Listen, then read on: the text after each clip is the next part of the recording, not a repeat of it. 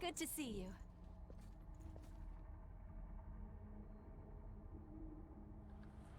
Okay, welcome back everyone. Good to see you today. Um, Today I was just minding my business, and I woke up and Netsouba, thank you for the tip. He sent me to a Reddit thread that showed the interaction between supernatural blood and Field of Thirst. For whatever reason, I think it has to do with drain rating.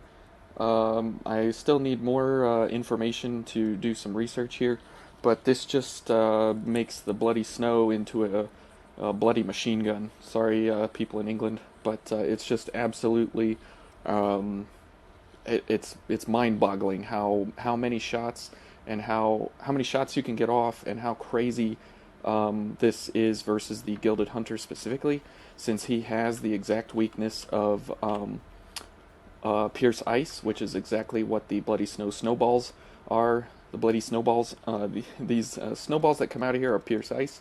The Fortified has the highest shot projectile damage on the Bloody Snow, so it doesn't affect us in any way with any of the other chromes that are on the Bloody Snow. So the strange thing is that the interaction between these two is that if supernatural blood is active, you hit an enemy with the Field of Thirst gift and they stand within the zone, your ichor regenerates at like 30 per second or 30 per half second or something. So if you can continually shoot to get your damage out, then you can recover so much ichor that you can't even shoot fast enough to actually spend it all, which is great for the Bloody Snow since it costs 6 ichor per shot. We're going to reduce that to 5 ichor per shot so we can get off even more shots, hopefully with ichor efficiency, since that's a -1. But at this point, it really doesn't matter. It would be awesome if we could go for offensive order, but we can't. We can't get offensive order, so we could probably go for something like gift extension to make all this last a little bit longer. But the fight only lasts about 2-3 seconds or so, so it's not even a big deal. So let's go ahead and investigate here a little bit on how this interaction happens. So we'll go ahead and hit Supernatural Blood, Louis' Communal to give us dodging and everything. Okay, and then get some ichor back. Now we just need uh, super, not supernatural blood, but we need sacrificial blood, just in case to get ourselves up to full here. Okay, 6 and 7, and then a couple more. And now we want to go for strength and dex up, somatic zeal. Okay, and then go for a charge booster. Okay, so now we charge in. He's gonna do that, and we do this, and he's if he stays in the zone. Okay, this is not working. Okay, come on. Okay, so if he stays in the zone and we get the shots off, it's we'll get it here. I'll show you. It's just absolutely bonkers that you can continually shoot, and there's no bad repercussions that come out of this. Some say it's a bug. I like to think of it as a engineered possibility that absolutely gives you such great potential for large enemies, not so much enemies like the Gilded Hunter that dodge around a lot, but it can still be done, which is really great. Okay. And since we're just trying to get these up here so we have enough to shoot once or twice. Now, if you get him into a stagger state, that would be ideal. So then he would go down and be able to you could be able to shoot him better. So there's some shots.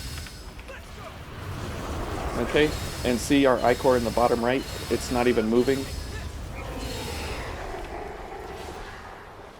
So let's do it again just for fun.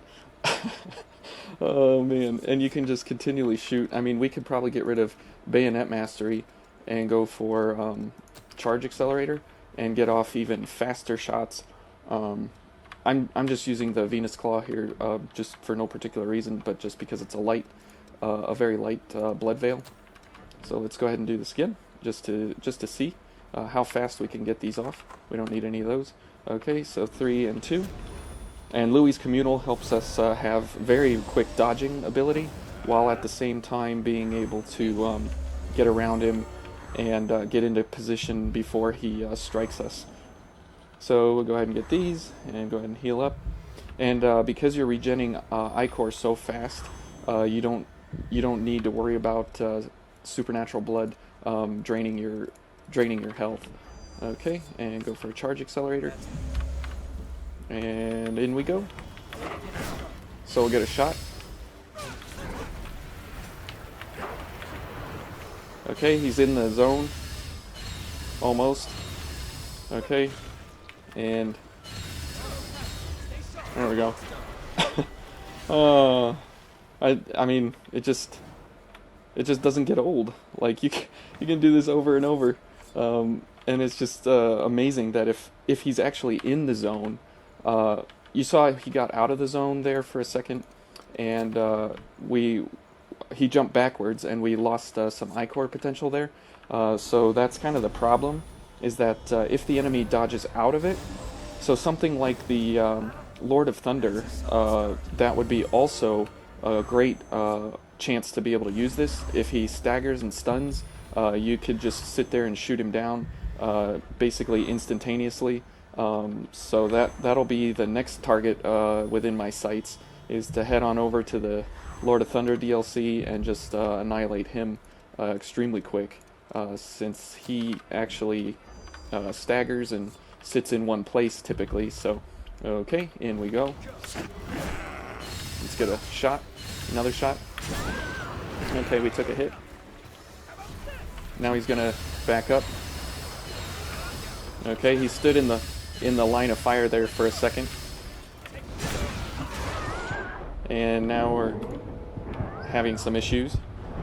So see, he didn't stand directly in the zone, and therefore we couldn't get it off. So the nice thing is to get 2 charge shots off, and then wait for him to hopefully go into his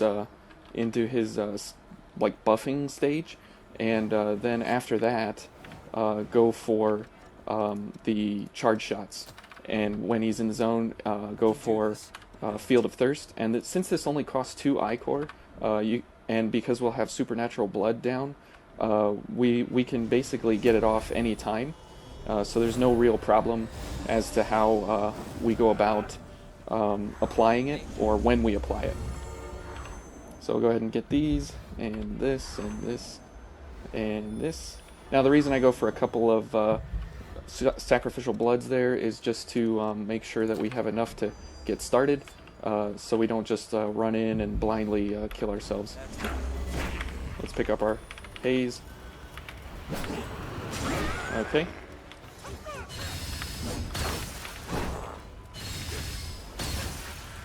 So he's going to buff, and now we are right back up to full Ichor.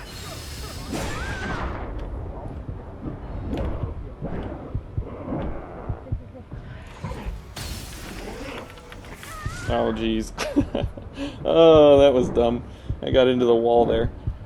So you can see that we can get the drains off, or the charge shots off extremely quick with Charge Accelerator, but we just don't have the damage output to one cycle him as he comes out of the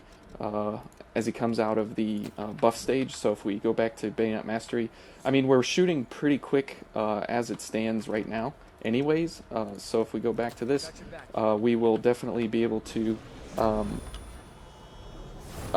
one cycle him as soon as he comes out of the buffing stage, which is why I think it's better to go for the damage, simply because of the fact that you have Louis' communal, you have over 2 stacks of overdrive, one from Louis and one from yourself, and so you should be able to get fairly good damage on him very quick.